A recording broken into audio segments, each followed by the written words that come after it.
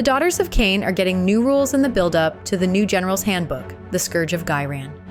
To start, they're getting 2 new battle formations. Coven Zealot brings models back. At the end of any turn, you can return D3 slain models to each friendly elf infantry unit. Arena Veterans grants a 5+ ward in the combat phase to elf infantry units, lasting until they fight. They also gain a new prayer lore, Blood Shadow Rites. First up, Shadow Step is the unlimited prayer. It lets a nearby elf infantry unit immediately make a 6-inch move as long as it doesn't end in combat. On an 8+, you pick 2 units instead of 1.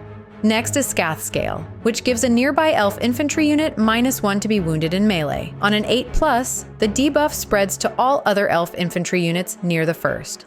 Lastly, Exaltation of Murder gives a nearby elf infantry unit +1 to wound in melee. On a 9+, they also gain +1 attack.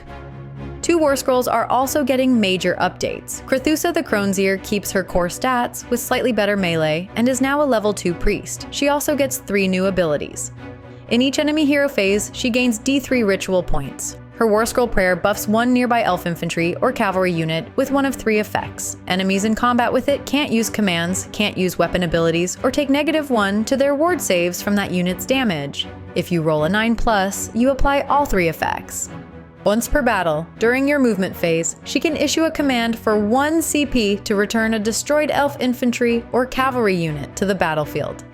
The Bloodrack Shrine also sees major changes. It becomes a level 2 wizard, gains a better melee profile, and now has a regular shooting attack.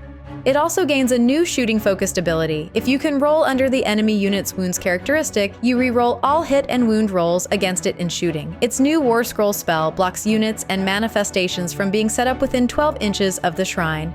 That's it for the Daughters of Cain. Stay tuned for the next faction breakdown.